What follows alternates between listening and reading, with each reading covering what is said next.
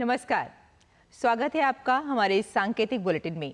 मैं हूं आपके साथ रेशमा और मेरे साथ है मेरी सहयोगी मनीषा। आइए हेडलाइंस पर नजर डालते हैं। नेशनल हेराल्ड केस में ईडी ने सोनिया और राहुल गांधी को बनाया आरोपी। देश भर में आज कांग्रेस का प्रदर्शन, बीजेपी का गांधी परिवार पर निशाना।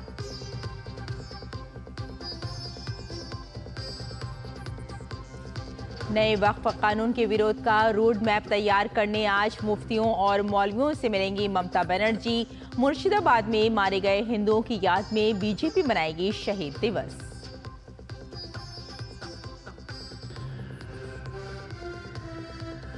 संशोधित वक्फ कानून के खिलाफ दायर याचिकाओं पर सुप्रीम कोर्ट में सुनवाई आज। कानून को बताया गया राजनीति से प्रेरित।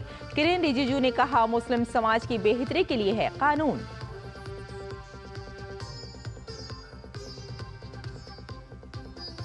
अपने गिरेबान में झांके पाकिस्तान। वक्फ कानून को लेकर टिप्पणी पर भारत ने दिया करारा जवाब। कहा, भारत के आंतरिक मामलों में दखल ना दे पाकिस्तान।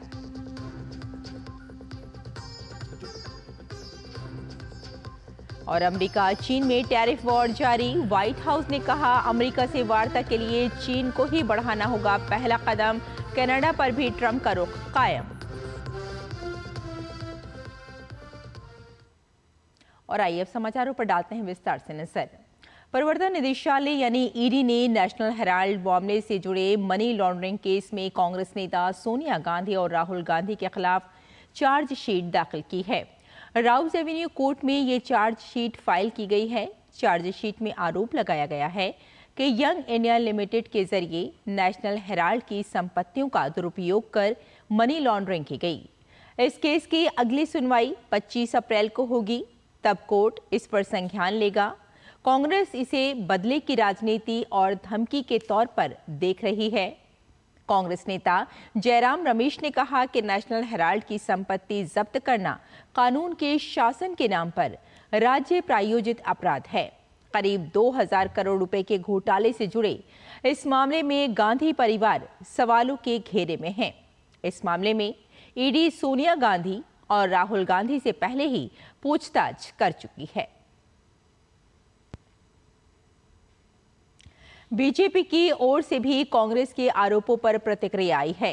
पार्टी प्रवक्ता सुधांशु त्रिवेदी ने कहा है कि ईडी द्वारा सोनिया और राहुल गांधी का नाम चार्जशीट में आना पूरी तरह तकनीकी मामला है। कांग्रेस पार्टी को ध्यान रखना चाहिए कि इस विषय की शुरुआत वर्ष 2012 में हुई थी और एक जनहित याचिका के माध्यम से दिल्ली हाई कोर्ट ने अक्टूबर 2013 में इस केस की सुनवाई प्रारंभ की थी। लिहाजा ये मामला दर्ज तब हुआ जब मोदी सरकार सत्ता में आई भी नहीं थी। इसलिए कांग्रेस पार्टी का इस पर राजनीति करना उचित नहीं है। बीजेपी ने कहा कि तकनीकी दृष्टिकोण से ये भारत के इतिहास का एक ऐसा विचित्र मामला है जिसमें एक कंपनी जिस पर 90 करोड़ रुपए की देनदारी थी, वह हजारों करोड़ रुपए की संपत्तियों वाली कंपनी में बदल गई। बीजेपी ने ये पॉइंट भी उठाया है कि कांग्रेस पार्टी के माध्यम से उस कंपनी में 76% शेयर केवल राहुल गांधी और सोनिया गांधी के पास थे। बीजेपी के अनुसार इसका सीधा अर्थ ये है कि 3/4 से अधिक स्वामित्व केवल इन्हीं के पास था। यानी ये राजनीतिक रूप से भी एक स्पष्ट संकेत है। पश्चिम बंगाल की मुख्यमंत्री ममता बनर्जी नए वक्फ कानून के विरोध लगातार राज्य में माहौल तैयार कर रही हैं। इसी कड़ी में ममता आज मुस्लिम समुदाय के साथ बैठक करने जा रही हैं। नेताजी इंडोर स्टेडियम में ममता आज इमाम और मुतवल्ली से मिलेंगी। गौरतलब है कि पश्चिम बंगाल में वक्फ कानून के विरोध प्रदर्शन में हिंसक घटनाएं भी सामने आ चुकी हैं। बड़ी संख्या हिंदुओं का पलायन करने पर मजबूर होना पड़ा है। बीजेपी समेत विपक्षी दलों ने ममता सरकार पर तुष्टीकरण का आरोप लगाया है और ममता बनर्जी से इस्तीफा मांगा है। पश्चिम बंगाल के मुर्शिदाबाद जिले में वक्फ कानून के खिलाफ हिंसक विरोध प्रदर्शन के बाद हालात नियंत्रण में तो हैं, लेकिन तनावपूर्ण बने हुए हैं। वक्फ कानून के खिलाफ विरोध प्रदर्शन के दौरान हिंसा में शनिवार को पिता पुत्र समेत 3 लोगों की हत्या कर दी गई थी। भाजपा ने इन लोगों की याद में आज शहीदी दिवस का फैसला किया है। इस बीच केंद्रीय मंत्री किरण रिजिजू ने बंगाल की सीएम पर राज्य में हिंसा भड़काने का आरोप लगाया है। केंद्रीय मंत्री ने कहा कि एक राज्य की मुख्यमंत्री कैसे कह सकती है कि वो अपने राज्य में वक्फ कानून लागू नहीं करेंगी, जबकि वो एक संवैधानिक पद पर बैठी हैं।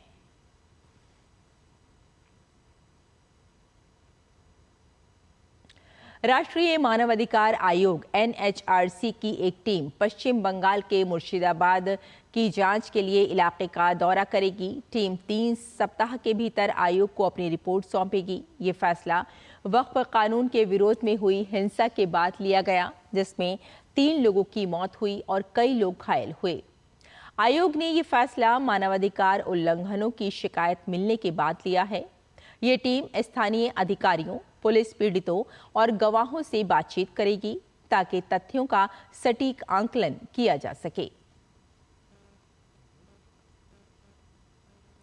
वक्फ कानून में बदलाव के खिलाफ सुप्रीम कोर्ट में दाखिल की गई सभी याचिकाओं पर आज दोपहर 2 बजे सुनवाई होगी। सुप्रीम कोर्ट में 20 से ज्यादा याचिकाएं दाखिल हुई हैं, जिनमें वक्फ संशोधन कानून 2025 की वैधानिकता को चुनौती दी गई है। ज्यादातर याचिकाएं कानून के विरोध में हैं। हालांकि कुछ याचिकाओं में कानून का समर्थन भी किया गया है।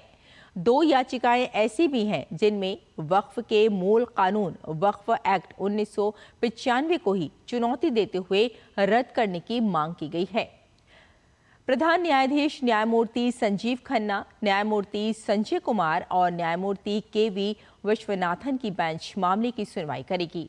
केंद्र सरकार ने भी सुप्रीम कोर्ट में कैबिनेट दाखिल की है। याचिका में केंद्र ने कोर्ट से अपील की है कि वे इस मामले में कोई भी आदेश पारित करने से पहले केंद्र सरकार की दलील भी सुने। मोदी कैबिनेट में अल्पसंख्यक मामलों के मंत्री किरण रिजिजू ने फिर कहा कि वे संशोधित वक्फ कानून मुसलमानों के हित में है। कोची में उन्होंने मुस्लिम समाज से अपील करते हुए कहा कि वे कांग्रेस और कम्युनिस्ट पार्टियों का वोट बैंक ना बने, क्योंकि वोट बैंक बनने के बाद उनके हितों के साथ गलत व्यवहार किया जाता है। रिजिजू ने नए वक्फ कानून के फायदे गिनाए और कहा कि किसी को भी जबरदस्ती और एक तरफा तरीके से किसी की जमीन छीनने का कोई प्रावधान नहीं होना चाहिए। इसलिए पहले की सरकारों के द्वारा की गई गलतियों को सुधारने के लिए यह कानून बनाया गया है। पाकिस्तान की ओर से भारत के वक्फ संशोधन अधिनियम पर की गई आलोचना पर भारत ने कड़ा ऐतराज जताया है। विदेश मंत्रालय के प्रवक्ता रणधीर जायसवाल ने लिखा कि वक्फ कानून भारत की संसद द्वारा पारित करके बना है। पाकिस्तान की टिप्पणी को उन्होंने भारत के आंतरिक मामलों में हस्तक्षेप बताया और कहा कि पाकिस्तान को अपने गिरेबान में झांकने की जरूरत है। रणधीर जायसवाल ने आगे लिखा, पाकिस्तान की ये टिप्पणी निहित स्वार्थों से प्रेरित और पूरी तरह निराधार है। भारत ने साफ साफ कहा है कि पाकिस्तान को दूसरों की उपदेश देने से पहले अपने देश में अल्पसंख्यकों की स्थिति पर ध्यान देना चाहिए, जहां उनकी सुरक्षा और अधिकार लगातार खतरे में हैं। अमेरिका और चीन के बीच व्यापार को लेकर तनाव का अंत होता फिलहाल नजर नहीं आ रहा है। व्हाइट हाउस की प्रेस सचिव कैरोलिन लेविट ने लिखा कि राष्ट्रपति डोनाल्ड ट्रंप चीन के साथ व्यापार समझौते को तैयार हैं, लेकिन इसके लिए पहला कदम चीन को उठाना होगा। उन्होंने कहा कि गेंद अब चीन के पाले में है। हमें चीन के साथ समझौता करने की आवश्यकता नहीं है, बल्कि उन्हें हमारे साथ समझौता करना है। उन्होंने ये भी कहा कि चीन को हमारी खासकर अमेरिकी उपभोक्ताओं की आवश्यकता है।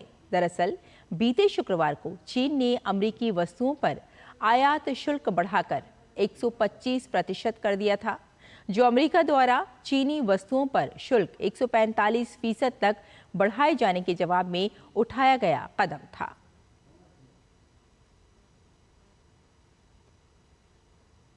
The ball is in China's court. China needs to make a deal with us. We don't have to make a deal with them. There's no difference between China and any other country except they are much larger. And China wants what we have, what every country wants, what we have, the American consumer. Or to put it another way, they need our money. So the president, again, has made it quite clear that he's open to a deal with China, but China needs to make a deal with the United States of America. तो हमारे इस सांकेतिक bulletin में फिलहाल इतना ही। मुझे और मेरी सहयोगी मनीषा को यही अनुमति दें। नमस्कार।